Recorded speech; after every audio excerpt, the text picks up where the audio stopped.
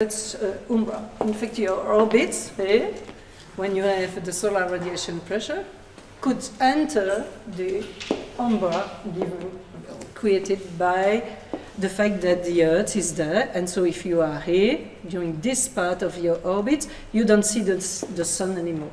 So your signal, your force is cut suddenly. So you have a force acting, and suddenly no force, and so again acting again. Of course, you can consider penumbra and umbra model. I will come back on this probably on tomorrow.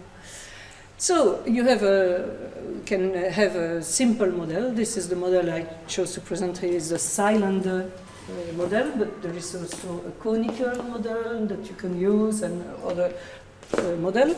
So you have a cylinder with the axis in the direction of the sun, and you cut by an ellipse, which is the debris orbit.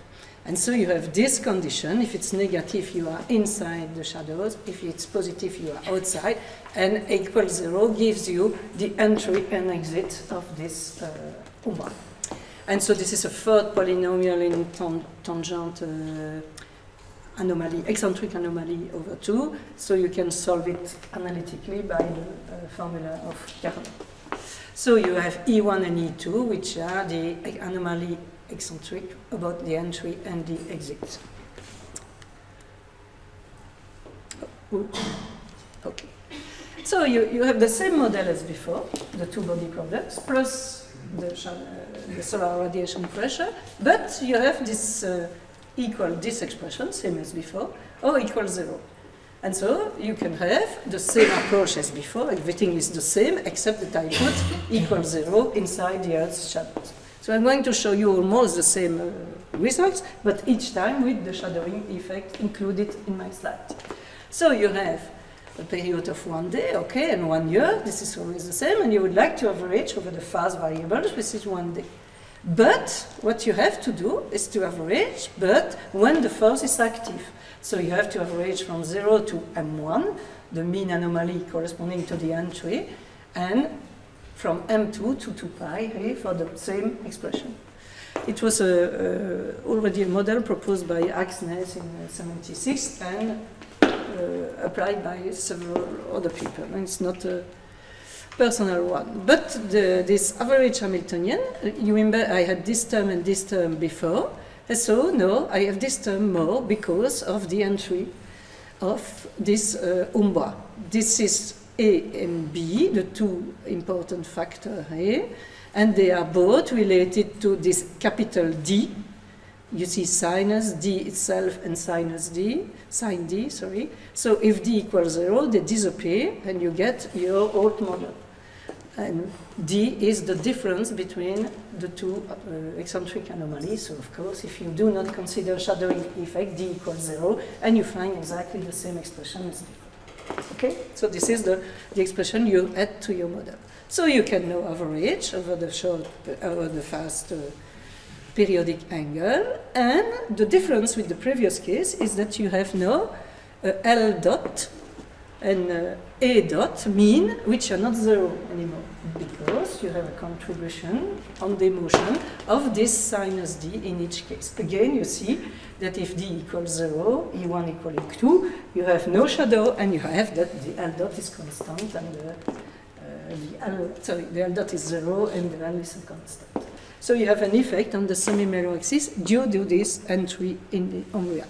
And so if you plot the semi-major axis coming from a numerical integration and the period you get for E2 minus E1, which is a periodic term, you see that it's really connected with those. These two angles are really connected in their motion, and they vary with respect to each other. So you can easily, by an analytical model, add this effect of the shadowing effect in your model. This coefficient could be, the variation of this A0 could be very, very huge if you A over M grow. And you can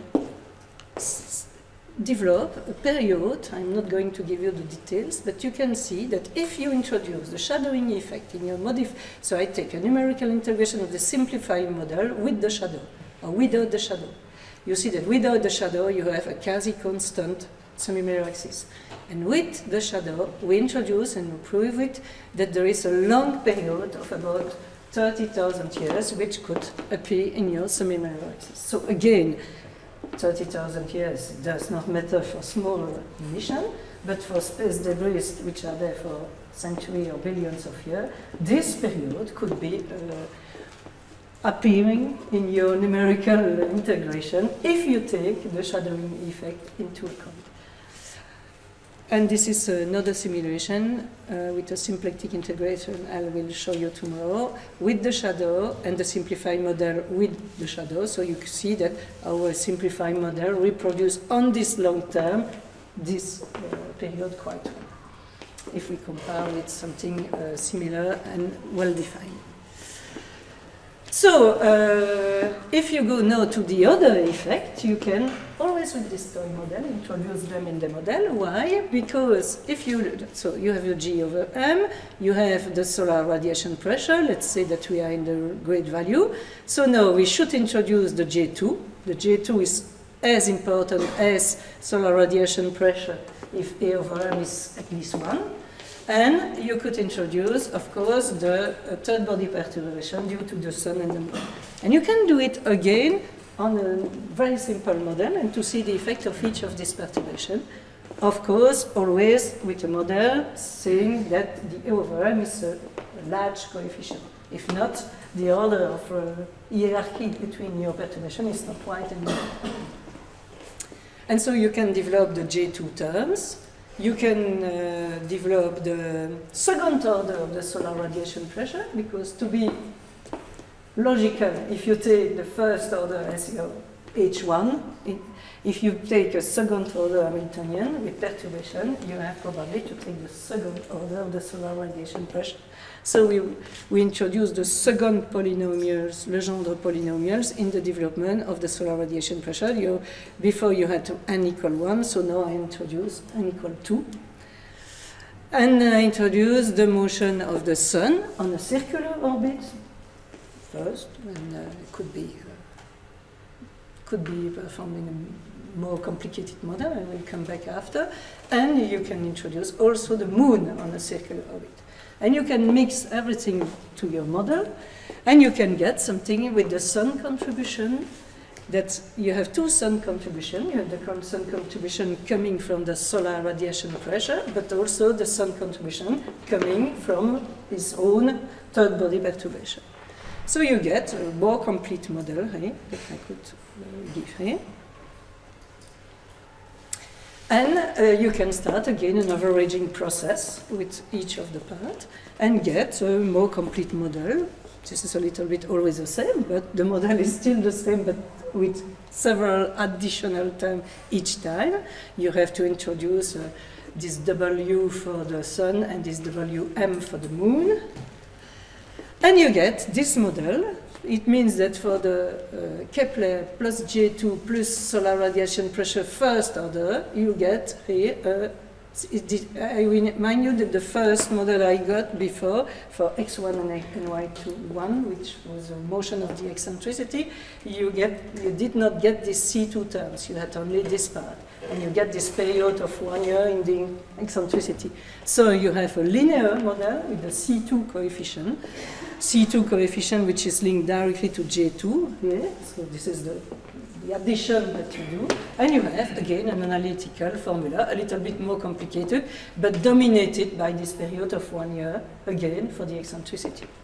So you can introduce this solution in the inclination, average over the short periodic period, which is, again, the motion of 1 year of the sun.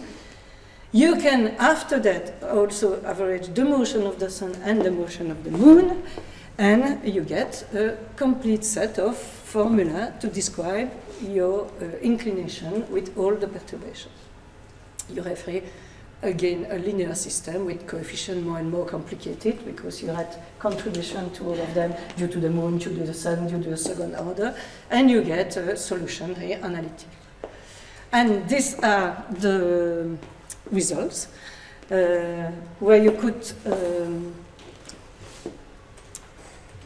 compare the introduction of the J2, the sun and the moon in the description. So you can, no, this is not the one I wanted to say. So you have the different value of the A over M. You see the black one is A over M equal 20. You recognize the curves. You have the J2, it's always this, sorry, I miss it. You have the dark, the black and the red, which are comparable with A over M or equal to 20, but with J2 or with the moon. And this is the thing we wanted to check, that's the influence of the moon itself on this kind of model. I thought it would be almost nothing, but you see that here you have a small difference in the amplitude and in the period due to the presence of the moon. But if you use A over M equal 1, so a smaller value of the A over M, the influence of the moon is quite characteristic. You see that between the green and the blue curve, you have really an effect of the moon which reduces the amplitude, or which increases, sorry, the amplitude of a factor 2. You see, this on the influence of the moon. So, another interesting thing is that you remember this inclination motion with this period growing to infinity for a small value of the A over M and coming with a reasonable value for the other ones. So if you use only the solar radiation pressure, you have this coming to infinity period, as we noticed. But if you use the J2 and the direct sun perturbation, or the J2, the sun and the moon, you get this period here, about 50 years for this case. But you see that they are very close to each other, and you never find again this phenomenon. So you regularize, I would say, the motion of the inclination due to the solar radiation pressure, but by the addition of the other things. And this is the inclination motion compared with numerical integration, our model and a numerical integration. So you have here the black and the black. You see that the amplitude is a little bit higher in our model than in the numerical integration.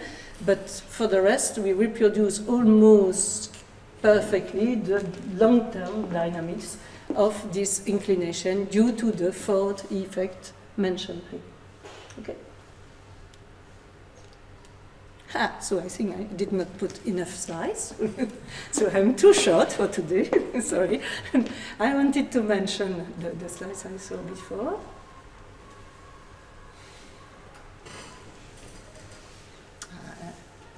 That this complete approach has been already done by a different way, by Chirus and Rosengren, where they based all their average model on the eccentricity and angular momentum. This is a more complete model than what I show you here. And there is a complete perturbation theory with planetary motion, all the frequencies that you could have as a perturbation theory, which is mainly, I think, the PhD thesis of Gachet, but which is published recently by our team of Alessandra Celetti. So you find exactly the same kind of averaging that I showed you before, but you have how could I say, you have each time all the frequency, all the order of magnitude of the different terms, which are discussed in a complete theory. So they found that the motion of a space debris could be in a high-dimensional space, I think, as a three-dimensional manifold in a high-dimensional space. And it's a very, very impressive work, but the principles introduced there are the same as the principle I introduced in this case. It means that you have a solar radiation pressure, and you see in the title, this is for high area to mass object, so it means that your solar radiation pressure shows a very important role. So how much time I have still? 20 minutes. Okay, I have two solutions. 30 minutes. Oh, sorry. I was much talkative than I thought, sorry. I have another part ready, but not in my PDF. But what are we doing? Do you have 5 minutes? So I give you the next chapter? Yeah? Yeah? Okay? Yes, I have my PDF. I can give the next yes, chapter okay. if you want. But Yeah, we can copy the other chapter. sorry, I was too short. I should have been more careful. But I have to run it and to give you the PDF. Okay? I can introduce my next topic if you want. Before the lunar-solar perturbation, I would like to say a few words about the integration methods. Can we make some questions meanwhile? Okay. Oh, you prefer to have questions? No, it's okay. But Because I have to do two things together, so it's not easy. But let's. No. Yeah. Before you Time pass to- to the other slides, so we can. You mentioned that beside having the cylinder model, Yes. there are other models. Yes, I am going to show you that for the symplectic integrator. So like The conical and the cylinder approximation. there are two models for shadowing. Yes, and I have a comparison between both to Okay. show in the integration part. So if you are interested, I can start with this.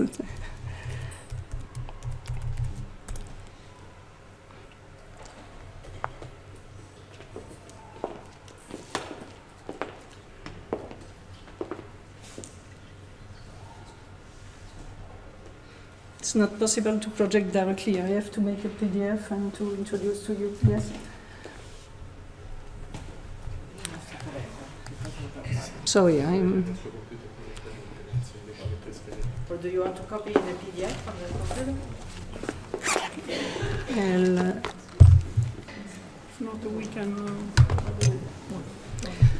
Integration. Do you want to copy the PDF? Yes, but I have to run it to introduce the next chapter, to run my LaTeX, you see, and to give you the PDF of the next chapter. Sorry. Okay, we can connect to your computer if you want. Just to let down do the things. Okay. So let's have 5 minutes break. Yes, okay, thank you, and sorry. Only this without pressure. Merci. So, I thought you will be more productive about questions, so I said that I had enough to comment.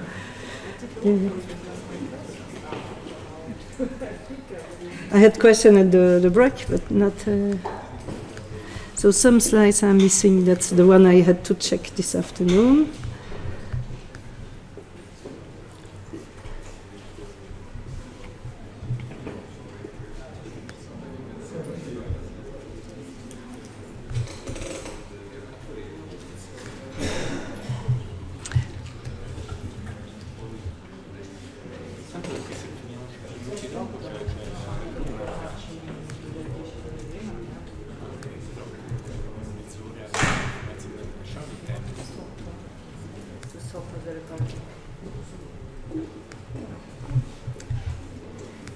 Okay.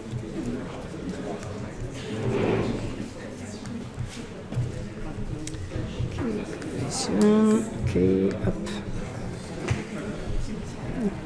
Yes. But then we can even stop 10 minutes in advance. As you I have, you see slides, but not yet in the right order. That's my problem. But I'm sorry. I thought it would be more interactive, you see. So I have the slides more or less, but so it should be okay. Some you see some. I'll see the results and to see if it's presentable. I know that for the symplectic I have almost everything. No.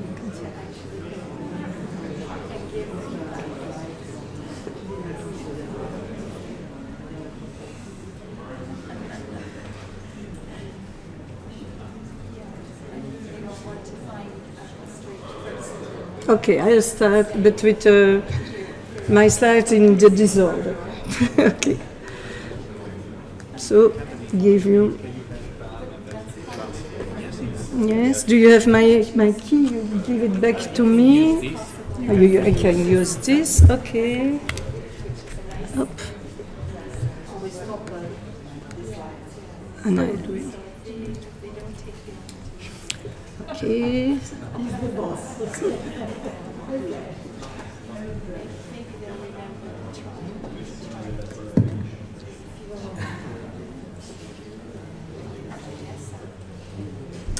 No, it's not visible.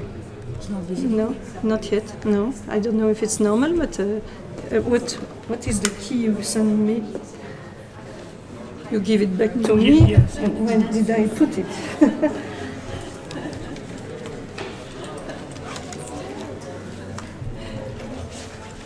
No. No.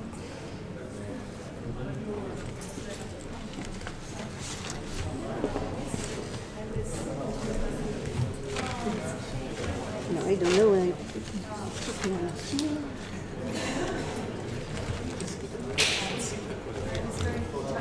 Okay, I will remove this then. Let's try.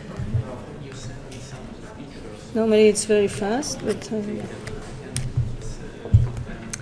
okay. Is it okay now? Sure, it's strange. It was immediate when I did this morning. Ah, okay. Kingstone is there. Okay. Erreur d'éjection. Okay. So I'll put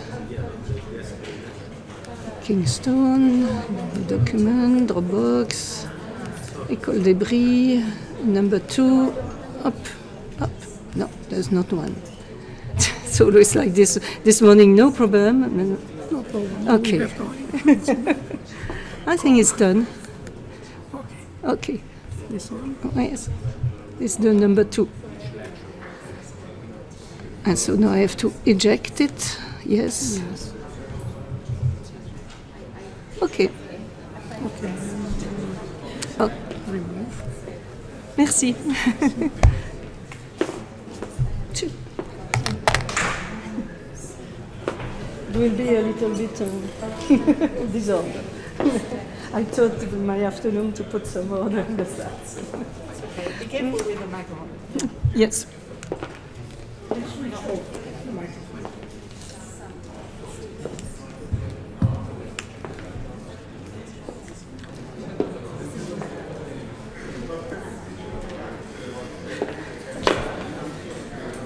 I should have done everything. Yeah. But not too easy. It was when I saw the previous talk, I was a little bit it's really high level. I could have even the other people. Okay. So sorry for this. So my slides are not in the right order, so I don't know. I'll play with the things, and some of them I think missing. I think, but we are going to see. I wanted to talk about the passage into the Earth's shadow, but in this case, for the point of view of the integrators. So, change my glasses, it will be better to see you. Yes. So, you have seen that sometimes we have analytical formulation as the toy models I present to you, even with the moon and the sun presence and so on. Right, so you have a small program to write and it's over in a few lines. You have also, as analytical formulation, the use of the algebraic manipulator, because you have seen that for the average program for the GEO, resonant or not resonant, I use first an algebraic manipulator, and then I integrate, when I say I, my team, because I have never done it myself, my team integrated it numerically, the average equation with hundreds of terms, I would say, in the right-hand side terms. For numerical integration, usually they are used in this context, but for short period of times where you can use some Runge-Kutta and classical integrator. But here you have seen that, for example, if I try to observe this period of 30,000 years that I show you for the solar radiation pressure with the shadowing effect, I need something more fiber for long period of times. And so this is why we have developed three, I would say three software, but the first one is equivalent to Stella, We have our semi-analytical software, the one I use for several of the presentation. We have what we call NIMASTEP.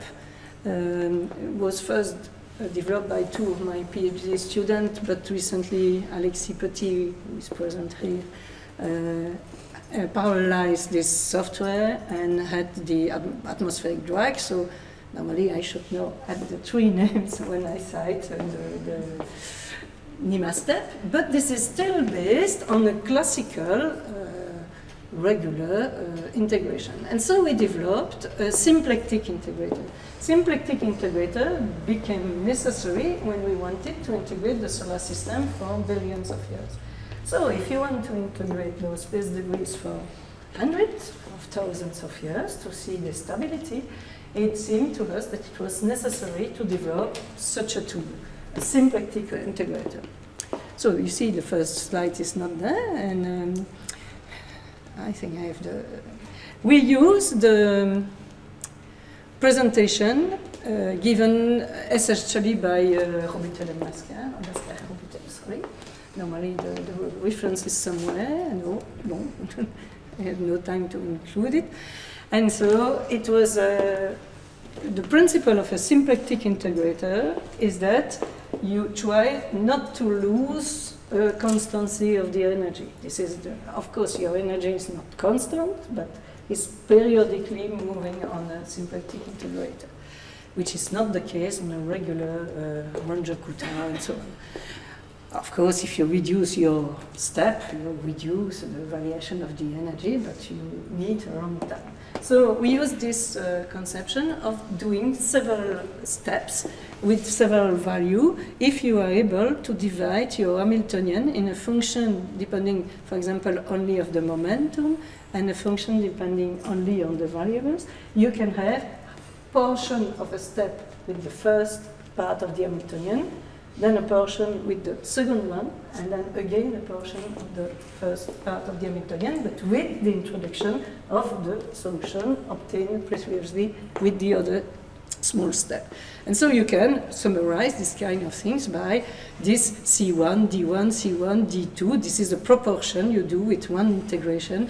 LA is linked to the first part, LB is linked to the second part, you see, epsilon B, eh?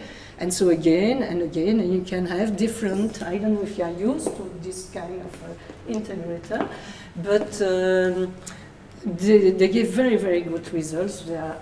This is the presentation of, as I say, Lascar Robutel, but there is also the Yoshida symplectic integrator, which I developed in Japan. And, you have also the Simba software, which is based also on this principle of symplectic integrator. So for the spose debris, you can say that you can integrate this integrator for different steps. You can have a symplectic integrator of degree 2, like Runge-Kutta can have order 2 or order 4 and so on. So you can have different order in your numerical integration. And of course, you can use a larger times steps and CPU times with respect to that. And we apply this to the space debris, and we had exactly the same kind of results as expected for this kind of relationship between the time step and the CPU. So we use it for space debris, and so this is in the case SBAB4, so it means symplectic, B first step, A second step, B the third step, okay, the step with half of your Hamiltonian, then the other part of the Hamiltonian, and again the first part of the Hamiltonian. But you can have, for example, A, B, A, and so on. You can have different kind of integrators. This is why all of them are different. This one is one of the basic one, and 4 indicates the order of the methods. Okay. So we had the opportunity to compare our results applied to space debris. So I mean applied to space debris with all the perturbation we could include it. And we have this LTOP, which is an integrator developed in ESA. This was during a stage of my student. He could not see the integrator, a symplectic integrator, but he could use it. And so you see that the results are perfectly in agreement between, except there, here you see starting a divergence after 140 years, but up to there, you see that we have a perfect correspondence with the symplectic integrator given by Isa. And this is the period of 200 years, so this is already a long periodic effect that we try to measure. This one is not. So, when you use these kind of things, you have, again, to decide if you take into account in your solar radiation pressure, if you take into account the passage in the Earth's shadow or not. You can say, I don't mind, and I take the solar radiation pressure, and sometimes it's equal to 0. And I would like to mention that this is a remark of Andrea Milani, who is the beginning of this. He said it's always dangerous on a numerical point of view to switch on something during the integration. So you have to find a way, especially for the symplectic integrator, to smooth your passage to the umbra, shadow, and so on. And not to say it's 0, and no, it's like a light switch on and off. Yeah, so you introduce some problems. I will show you tomorrow that you will introduce chaos because of this shadowing effect in your results. So this is what I will say. So we try to introduce a smooth function to model this kind of thing. So this is what I call the cylinder with a C formulation. And you have this umbra, you have also the penumbra effect. And this is the function which can be difficult to manage numerically. So we decided to introduce a kind of function here, which is almost 0 in the umbra and it's almost 1 other side. And so you can have different models to compare. You have the sunlight, of course, you have the penumbra, and the different curves represent different things that we tried to perform this passage to the penumbra and the umbra. I mean by a tangent hyperbolic function, you see here. And we compare with the results given by Montelbruck here, which is the new M function that he uses. And you see that we are in between. I would say that our two models are not exactly on the same shape as what he proposed, but it's the same idea of getting a continuous function. So your signal is never stopped, it is just continuously given, and it was possible in that way to introduce it in the symplectic integrator. So I don't know if I have still pushed the next. I thought I had the cylinder for you, Alessandra. No, this is another test. The test I show you. This is the test I show you. No, I think I will stop here because I'm going to mix my slides. Okay, so I have already told you, but I will put the conical approximation for tomorrow. Sorry for this too short presentation. I thought you will ask me a question all the time, so I